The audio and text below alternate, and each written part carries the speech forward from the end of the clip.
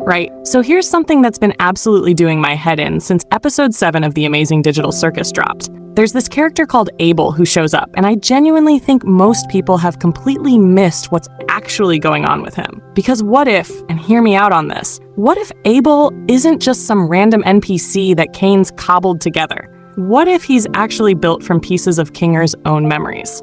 I know that sounds a bit mad, but just stick with me for a bit, because once you see the connections, you can't unsee them. So episode 7 gives us loads of reveals about how Caine's been messing with everyone, right? He's lying constantly, mixing truth with fiction, keeping everyone confused.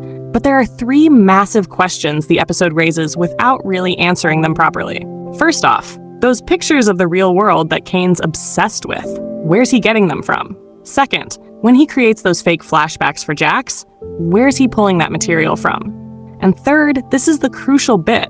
How does Abel know so much about the real world, and more specifically, about Kinger himself? Because here's the thing, we've never seen Caine witness Kinger being lucid in the dark. So if Abel's supposedly just another creation of Caine's, how's he got all this detailed information about Kinger's background? Let's look at what Abel actually tells us about himself. He claims he used to be a programmer at the circus. He's carrying around this massive guilt about things he's done. He says he's been there longer than anyone else. Notice anything? Every single one of these details could just as easily describe Kinger. Here's what I reckon is happening. Abel is basically an amalgamation of memories that Caine's extracted from Kinger over time. And the removal of these memories, that's precisely what sent Kinger into the fragmented mental state we see him in now.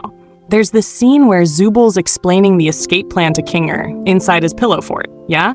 And Kinger's actually showing signs of being lucid. The walls aren't blocking all the light, just enough for him to think properly.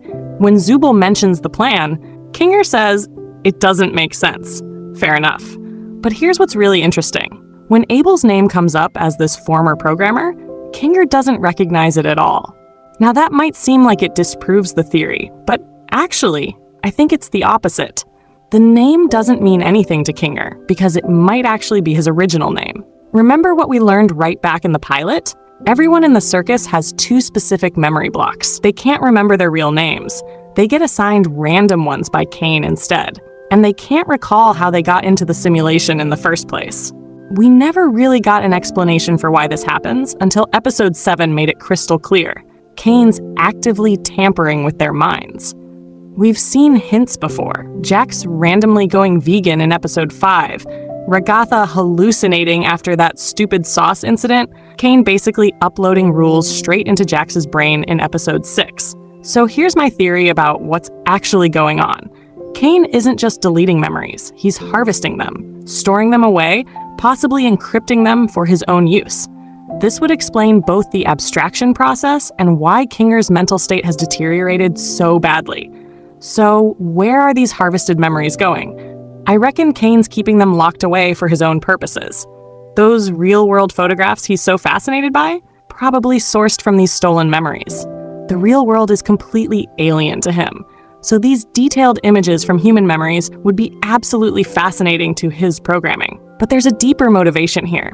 Once Caine realized that only humans can access the real world, he decided to trap them in the simulation and extract everything he can learn from them. He might even be hoping to become human himself one day, so he can experience that world firsthand. These stored memories probably form the building blocks for all of Caine's creations.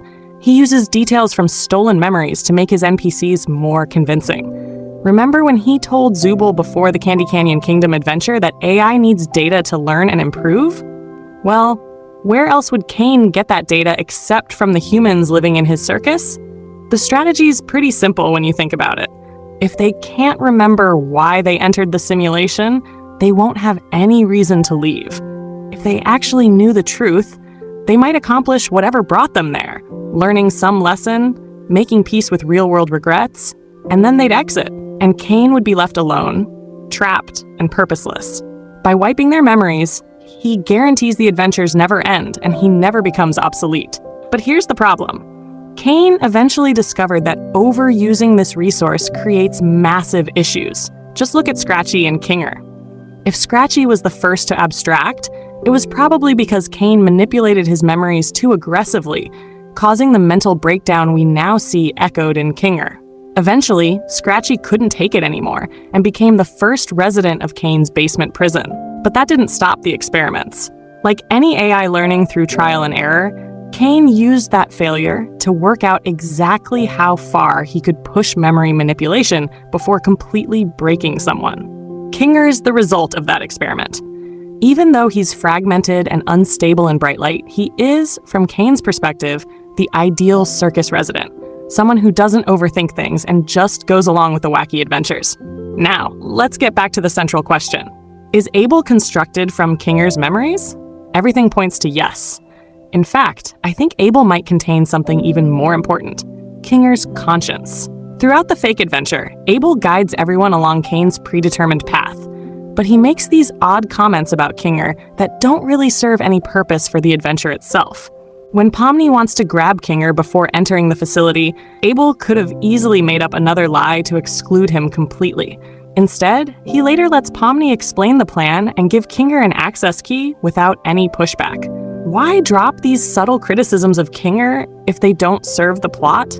These comments might actually be Kinger's own conscience speaking through the stolen memories. Remember that emotional moment with Ragatha in episode 5, where Kinger admits to hating himself? Kinger carries self-loathing for things he feels responsible for, whether that's Queenie's abstraction or creating the digital circus in the first place. Abel represents the self-hatred Kinger can't forgive. He doesn't trust himself, but can't fully confront it because in his current state, he can't even properly remember what he did, thanks to Caine's interference. In the NPC hallway, Abel mentions that things between him and Kinger are complicated, and that he'd love to work with him again, but he made a promise.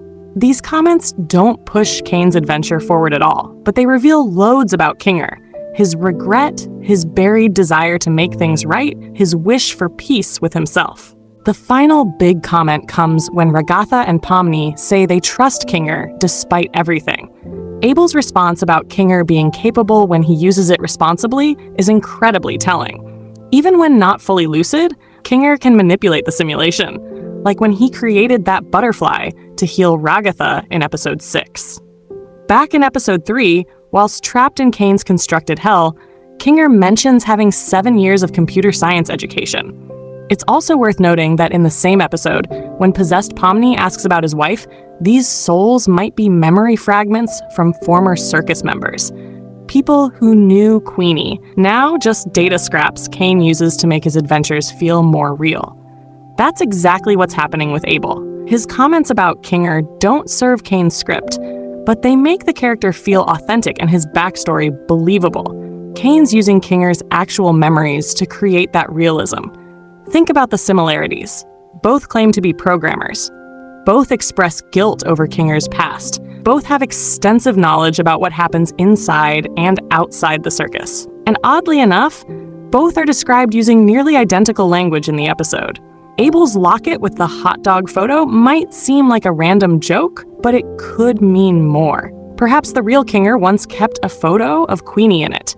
Since he still has that specific memory, Abel couldn't have her photo, so a random image got substituted instead. Yet Abel still mentions making a promise to someone important, likely a promise Kinger made to Queenie about leaving the circus together or staying together forever.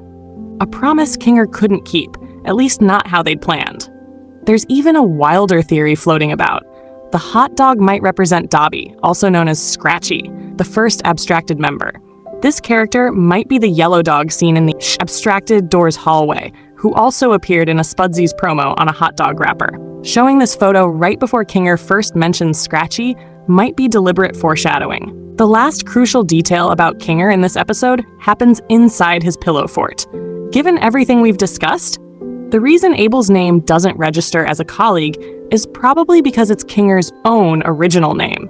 Thanks to Caine, nobody can remember their real names. There's a compelling theory that discovering their true names is actually the key to escaping, unlocking their final real-world memories and understanding why they entered the circus. When Zubul tells him about the escape plan, Kinger thinks about it briefly before dismissing it as nonsense. This gets confirmed when Pomni gives him that fake admin pass. he seems to clock that it's counterfeit straight away. For a brief moment in the corner of his fort, we glimpse an object remarkably similar to the fake pass Abel handed out. Kinger says the plan makes no sense because he probably has a real admin pass, but might not be able to use it how he wants. There's also a darker possibility. What if Kinger's hiding the exit so nobody can leave? What if he's the mastermind keeping everyone trapped? Whether his reasons are malicious, selfish, or simply because he made a mistake in the real world he can't face, he might be keeping everyone locked in the simulation so he doesn't have to spend eternity alone. So that's the theory. Is Abel really built from Kinger's stolen memories? Is Kinger's original name actually Abel? And could he possibly be the one preventing everyone's escape? I'd genuinely love to hear what you lot think about this. Drop your theories in the comments below. I honestly read every single one. If this got you thinking, give the video a like, and if you want more breakdowns like this, hit subscribe. Cheers for watching, and I'll catch you in the next one.